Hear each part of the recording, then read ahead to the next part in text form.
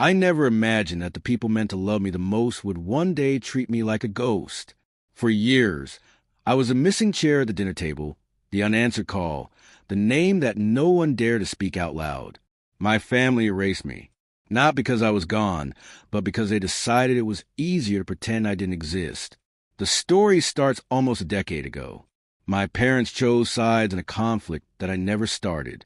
My sister whispered lies.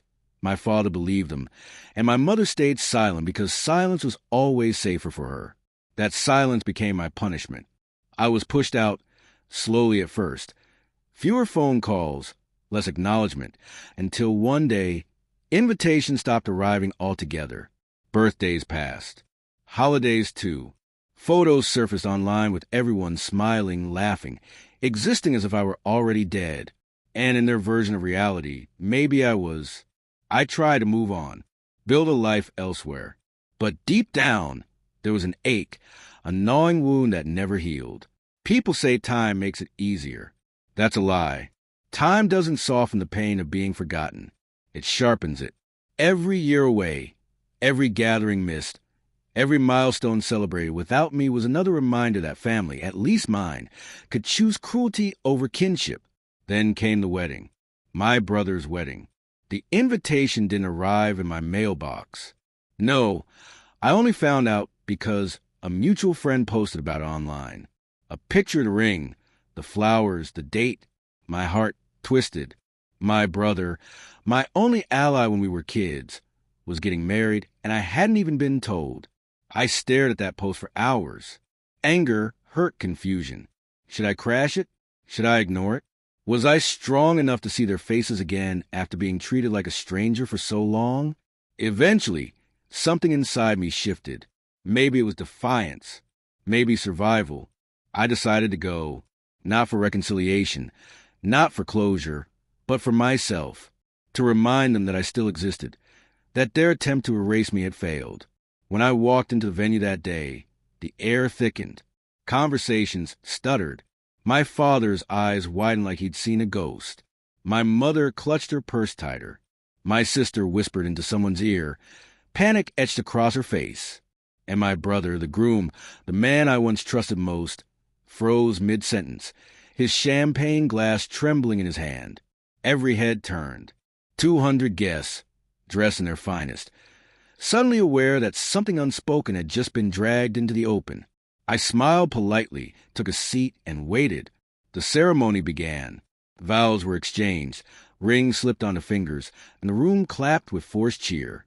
But beneath the surface, the tension boiled. People kept glancing at me, wondering who I was, why my presence had cracked the polished mask of this perfect day. Then the speeches started. The best man's toast went smoothly. The maid of honor followed with glowing praise. And then came my father. He stood, clearing his throat, ready to deliver a carefully rehearsed speech about family, loyalty, and love. But the moment he mentioned family, the moment he painted us as a picture-perfect unit, something inside me snapped. I didn't plan to speak. Truly, I didn't. But the words clawed their way out of me. I rose to my feet, my voice steady, my heart pounding.